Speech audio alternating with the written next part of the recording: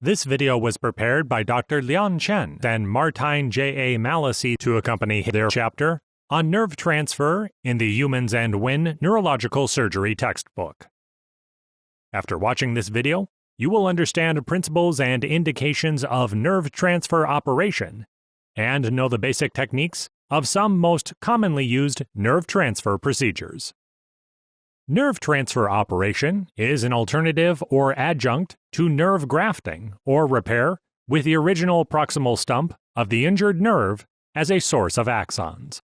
In nerve transfer, the distal stump of the injured nerve is coapted to the proximal stump of a normal donor nerve. Its concept is to use the less important normal nerve as a donor to regain function of the more valued recipient nerve. One given receptor can only be reinnervated by one kind of the donor nerve. For example, the musculocutaneous nerve should not be neurotized by both spinal accessory nerve and phrenic nerve, because ultimately only one donor nerve functions. There are 5 indications. One is brachial plexus root avulsion, or intraforaminal injury to the plexus with no proximal stump available. Another is lesion located very proximally. For instance, in isolated axilla-level ulnar nerve injury, the pronator quadratus nerve of the median nerve can be transferred to the deep motor branch of the ulnar nerve, whereas transected ulnar nerve at axilla level, even repaired immediately, will always result in irreversible atrophy of intrinsic musculature of the hand. The third indication is the patient presenting quite late, say, 1 year after injury. The fourth is for spinal cord injuries, the donor motor function must be completely normal. The last indication, which is controversial, is nerve lesion combined with significant vascular and bony injuries, to which nerve transfer may avoid difficult dissection through the scarred area and unnecessary damage to important structures. The donor nerve can be intraplexal, for example, the proximal stump of injured C5 that can be transferred to the distal stump of the medial cord of the brachial plexus in treating obstetric brachial plexus palsy. The donor can also be extraplexal, such as intercostal nerves that can be transferred to a terminal branch of the brachial plexus, or spinal accessory nerve that can be transferred to the suprascapular nerve. Intercostal nerves 3 to 10 can be used in treating brachial plexus root avulsion. For female patients, intercostal nerves 3 through 6 should not be used for transfer, with the aim of protecting sensibility of the breast. Some groups also advocate sparing upper intercostal nerves in male to keep nipple sensation intact. In children, especially infants who have phrenic nerve palsy, intercostal nerves should be spared. For exploring upper intercostal nerves, the transverse incision is preferred. The main trunk of the intercostal nerve can be found by identifying and following the lateral cutaneous branch, and then it needs to be freed distally out to the mammary line. We usually use this method to expose intercostal nerves 3 to 4. The main trunk can also be sought by dividing intercostal muscles from the outset. The third method of exposure is to start by incision and freeing the periosteum of the rib. We prefer this approach for exposure of the intercostal nerves 5 to 10. But in children, the periosteum of the rib should not be touched. During the course of the intercostal nerve dissection, one should be careful not to injure the pleura. Generally, one target nerve is neurotized by 2 to 4 intercostal nerves.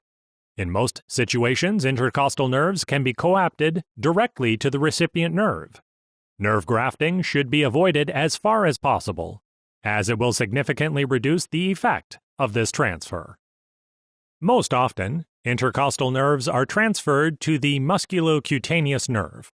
Intraoperatively, the repair site should be able to tolerate at least 70 degrees of shoulder abduction without undue tension. It was reported in literature that 70% of intercostal to musculocutaneous nerve transfer resulted in M3 strength or greater of elbow flexors. For patients with brachial plexus root avulsion who had concomitant spinal accessor nerve palsy, which is not uncommon, the suprascapular nerve can be neurotized by the third and fourth intercostal nerves.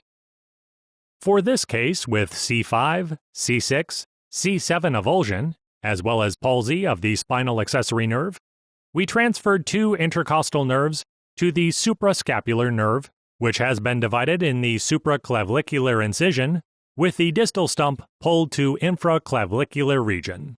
Simultaneously, four intercostal nerves are transferred to the musculocutaneous nerve that has been divided and the distal stump pulled to the chest incision. The spinal accessory nerve exits from the posterior border of the sternocleidomastoid and passes behind the anterior border of the trapezius, about 4.5 centimeters above the clavicular insertion of this muscle, to enter the deep surface of the trapezius. It is usually exposed by an anterior approach. With the aim of preserving function of the upper part of the trapezius, the accessory nerve is divided at the bottom of the posterior triangle so that the first or even the second branch can be spared.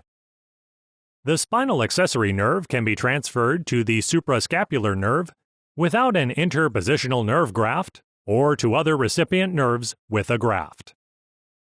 Many groups prefer to transfer the accessory nerve to the suprascapular nerve when treating brachial plexus root avulsion. Besides the advantage of direct coaptation being mostly feasible, the major reason is that both functional characteristics for the two nerves are relatively similar. Here is a photo showing accessory to the suprascapular nerve transfer in the supraclavicular incision.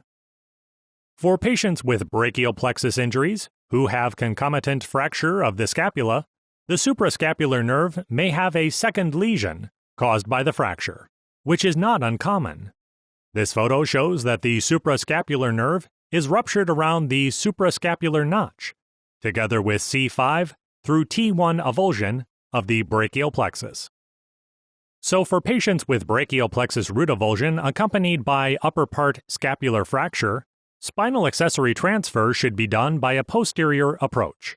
In this region, the suprascapular nerve is identified proximal to the transverse scapular ligament, and this ligament is then incised in a cephalic to caudal direction to avoid injury to the supraspinatus nerve. The left photo shows accessory nerve coapted to the suprascapular nerve through a posterior route without a graft.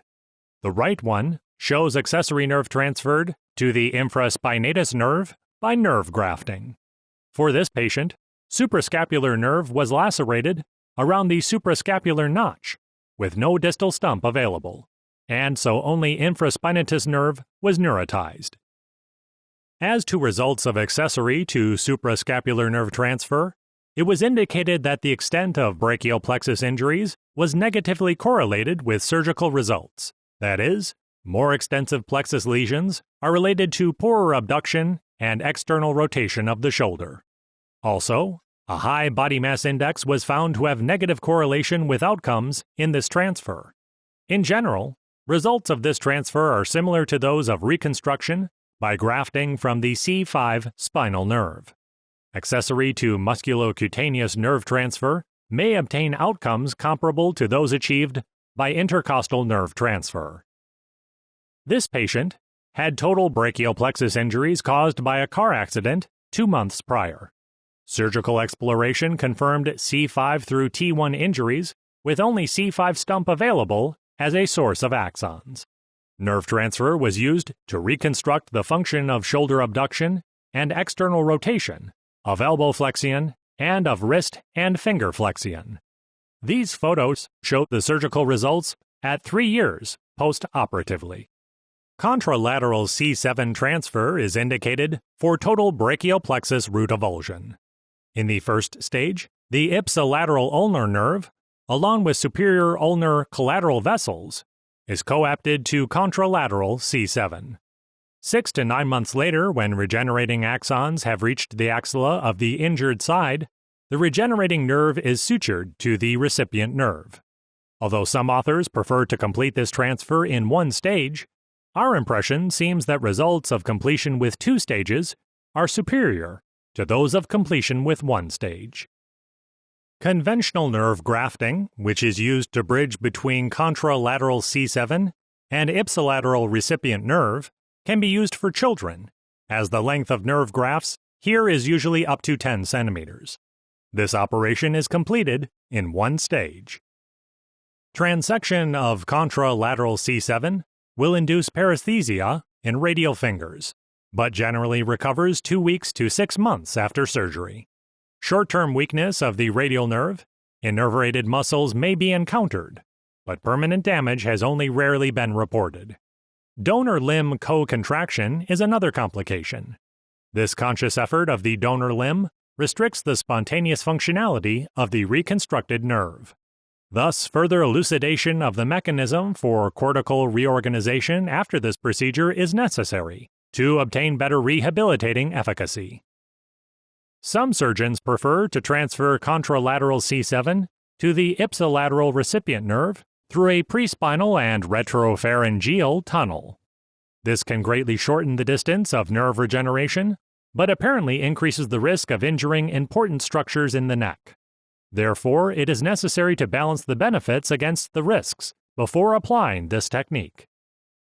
The Oberlin operation is a partial transfer of the ulnar nerve to reanimate the biceps function. It is indicated for C5, C6, or C7, avulsion with normal lower trunk. Our experience is that harvesting of elements up to 1/6 of cross-sectional area of the ulnar nerve doesn't affect hand function. The results of reconstruction of elbow flexion are generally good. One fascicle of the ulnar nerve can also be transferred to the triceps nerve for reconstruction of elbow extension, or to re-innervate a free functional muscle transfer. Some authors prefer Oberlin II procedure, where one fascicle of the ulnar nerve is transferred to the biceps nerve, and one fascicle of the median nerve to the brachialis nerve. However, other studies did not find a difference of surgical results between the two transfers. Some pitfalls should be avoided. The biceps nerve should be dissected as proximally as possible to get sufficient length for direct coaptation with a bundle of the ulnar nerve. An alternative to Oberlin procedure should be planned before operation, as the variation of the biceps nerve, or even of the ulnar nerve, may be encountered. This operative photo shows 3 biceps nerves without a common trunk, to which Oberlin procedure is not indicated. Also, weak grip strength is an unfavorable factor. Transfer of the nerve to the long head of the triceps to the anterior branch of the axillary nerve is indicated for C5, C6 avulsion. The repair is usually direct with no tension. Results are usually good without significant functional impairment of the triceps. At present, triple nerve transfers have been widely accepted as a main modality of reconstructive operation for C5, C6 avulsion of the brachial plexus. This patient with C5, C6 avulsion underwent triple nerve transfer 21 months prior, and results are satisfactory. For C5, C6 avulsion of the brachial plexus, an alternative to triple nerve transfers is transfer of ipsilateral C7 and of accessory nerve to reconstruct upper trunk function. The precondition of this procedure is at least M4 strength of C7 musculature that includes triceps, extensors of wrist and fingers, and latissimus dorsi. Surgical results can be comparable to those of triple nerve transfers. Postoperatively, the strength of these muscles can be weaker by M1 grade than that before surgery, but recovers significantly over a period of 6 months. The reason that ipsilateral C7 transfer is not used as often as triple nerve transfers in C5, C6 avulsion is that the normality of the C7 spinal nerve can be difficult to assess. This is because musculature generally classified as C7 can actually be innervated considerably by the lower trunk. For C5, C6, C7 avulsion, medial pectoral nerve transfer can be used as a nerve reconstruction procedure. This donor nerve can be coapted to the target nerve directly, or by interpositional nerve grafts. Surgical results are similar to those of intercostal nerve transfer. In injuries mostly involving C5, C6, C7, or posterior cord, extension of the elbow may be lost. As stabilizing the elbow is important for performing grasp function, the lost triceps function needs to be reconstructed. In addition to accessory nerve, one fascicle of the ulnar nerve or medial pectoral nerve as the donor nerve to reanimate the triceps function, brachialis nerve, posterior branch of the axillary nerve, or even a functioning fascicle of the radial nerve to fingers or carpal, can also be transferred to restore triceps function. Phrenic nerve transfer is most often performed to reconstruct the function of the musculocutaneous nerve. For this purpose, it can be coapted directly to the anterior division of the upper trunk, or to the musculocutaneous nerve by an interpositional nerve graft. Motor recovery of this transfer is generally satisfying. Although transection of the unilateral phrenic nerve is generally safe, it does occasionally influence respiratory function. Diaphragm plication is a remedy for this situation. Anyway, phrenic nerve transfer must not be performed for infants. Also, it is necessary to establish the long-range influence of unilateral phrenic nerve transection on lung function, especially in people of old age. For patients with middle and lower trunk avulsion and normal upper trunk function, the posterior interosseous nerve can be neurotized by the supinator nerve for reconstruction of extension of thumb and fingers. Simultaneously, one branch of the nerve innervating the pronator can be transferred to the anterior interosseous nerve to reestablish flexion of thumb and fingers. This photo shows the neurotization of the posterior interosseous nerve by the supinator nerve.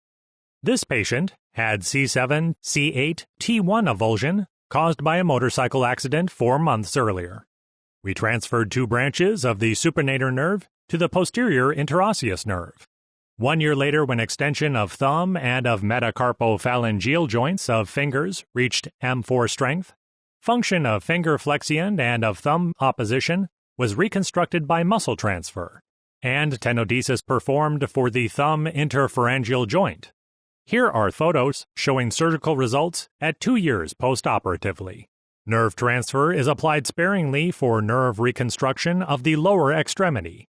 Lengthy defect of the femoral nerve is usually caused by removal of the tumor in retroperitoneum or upper thigh, and the whole trunk or partial components of the obturator nerve can be transferred by direct coaptation to the femoral nerve or its partial components. The reported results are encouraging.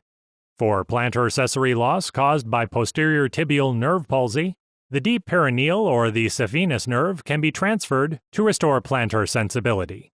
On the other hand, reported results of nerve transfer for reconstructing ankle dorsiflexion in common perineal nerve palsy appeared mixed, with some responding well and others not.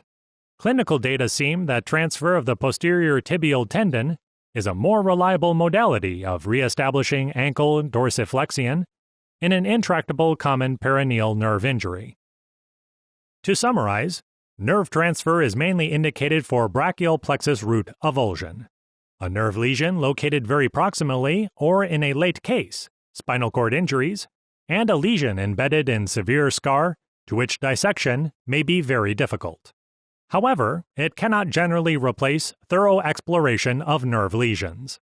This is because compared with nerve repair or grafting with the original proximal stump, nerve transfer provides lower counts of regenerating axons and may require more complex functional remodeling in the central nervous system to gain functional recovery of the injured nerve, the latter of which may be the reason that nerve transfer is more inclined to have synchronous motion and sensibility that are anatomically innervated by the donor nerve.